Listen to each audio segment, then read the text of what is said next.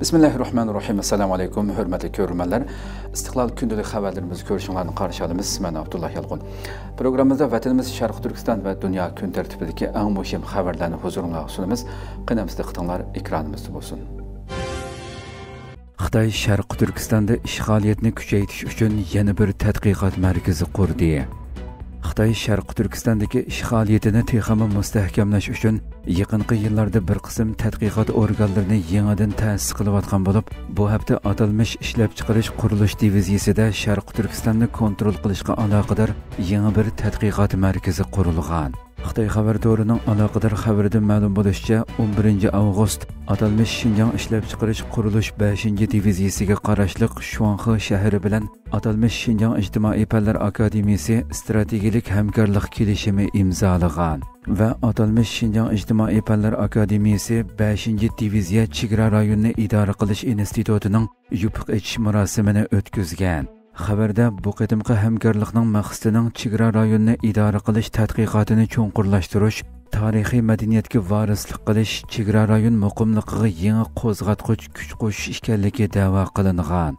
Xitoy amaldorlari yig'inda Tang sulolasidagi atalmish Shuanxi qo'riqchibek mahkamasidan bugungi Shuanxi shahrigacha bo'lgan tajribalarni sistemalik ratlab, hozirgi davrdagi chegara rayon boshqarishiga xizmat qildirish kerakligi haqida jar selib, bu tadqiqot markazining amaliyoti Xitoyning ishg'oliyat tarixini burmalash, navbatdagi ishg'oliyatini texmi kuchaytirish uchun qurilganligini texmi aniq ko'rsatib bergan. Xitoy bu yil aprel oyida Sharq Turkistonda o'xshash turdagi bir tadqiqot markazi qurgan bo'lib, atalmish Şinjan Saqchi instituti tarbiyalash markazida Xitoy siyosiy qonun universitetiga qarashli atalmish Şinjanni qonun bilan idora qilish instituti rasmiy ta'sis qilgan edi. Yangidan qurilayotgan bu xil tadqiqot organlari amaliyotda Xitoyning ishg'oliyat ostidagi Sharq Turkistonni texmi qattiq kontrol qilish, irqiy qirg'inchilikni kuchaytirish jinoyatlarini tadqiqot kuchi va nazariyaviy asos bilan ta'minlash uchun xizmat qilmoqda.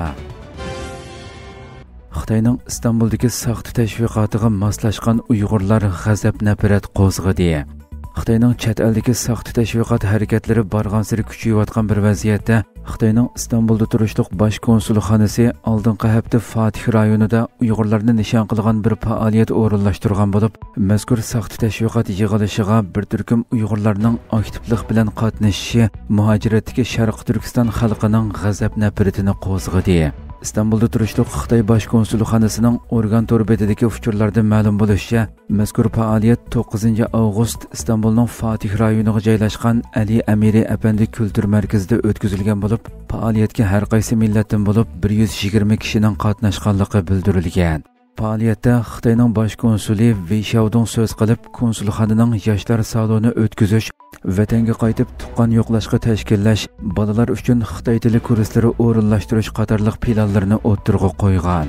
Konsulxona tarqatgan surat va sinda ko'rsatilishicha, faoliyatga bir turkum Uyg'urlarmi qatnashgan bo'lib, Sharq Turkistonda irqiy qirg'inchilik qilchi bo'shashtirilmay ijro qilinayotgan bir vaziyatda, ularning erkin bir davlatda yashayotgan bo'lishiga qaramay, o'z ixtiyorligi bilan Xitoyning bu soxta tashviqot jinoyatiga moslashganligi, Xitoy amaldorlari bilan qizg'in paranglashayotgan ko'rinishlari ijtimoiy taratqularda kuchlik g'ulg'ula qo'zg'adi va muhojiratdagi Sharq Turkiston xalqining kuchlik g'azabini qo'zg'adi. Uyg'urlar ijtimoiy taratqularda bu voqeaga inkos bildirib, mazkur manqurtlashgan Uyg'urlarning qilmishining amaliyotda vatanga, millatga qilingan xoinlik ekanligini, Xitoyning ulardan soxta tashviqot quroli sifatida foydalanganligini bildirishdi. Xitoy yaqinqi 1-2 yil mobaynida taktikasini o'zgartib, cheklik sondagi tanlangan Uyg'urlarning Sharq Turkistonga qaytishiga yoki chet elga chiqishiga ruxsat qilish orqali Sharq Turkistonda irqiy qirg'inchilikning mavjud emasligi, vaziyatning yaxshilanganligidek soxta ko'rinishni o'ttirg'a chiqarishga urinmoqda. Xitoy bosh konsulxonasining bu qatimliq faoliyatni maxsus qisqasin ishlab alohida tashviq qilishimi bu nuqtani yo'ritib bermoqda.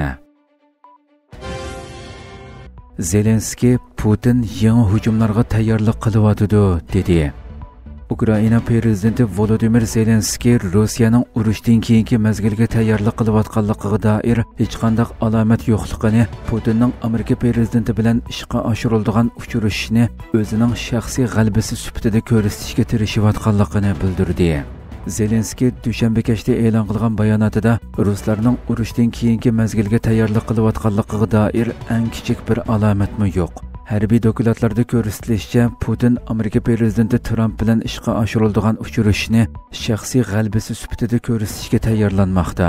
Putin uchrashishdan keyin xuddi ilgarikiga o'xshashli harakat qilib, Ukrainaga ilgarikiga o'xshashli davomli besim qiladi, dedi. Zelenskiy Rossiyaning harbiy qismlarining qaytadan o'rinlashtirilishining yangi hujum tayyorliklaridan derak beradiganligini eskartib, agar biri tinchlikka tayyorlik qilsa, hargizmi bunday qilmaydi.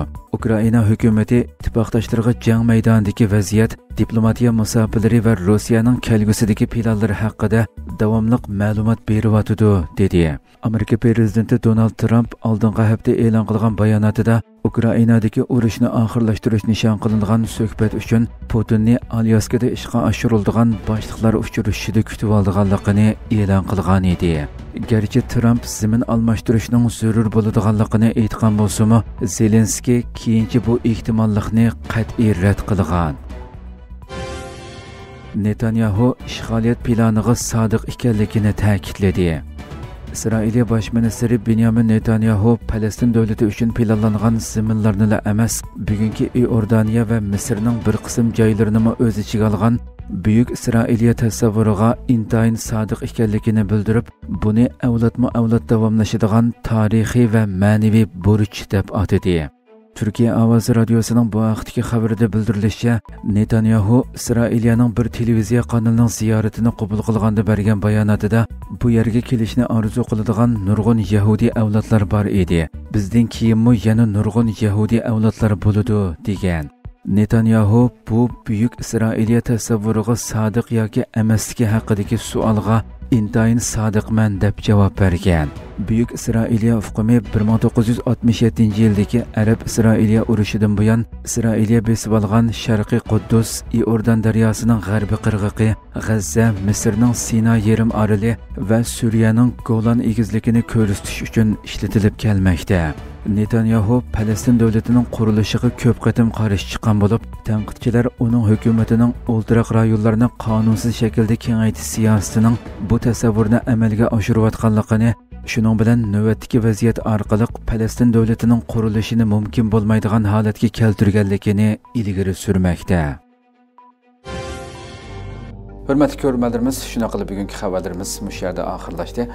Atigi programmamizni ko'rishguncha omon bo'linglar. Assalomu alaykum va rahmatulloh.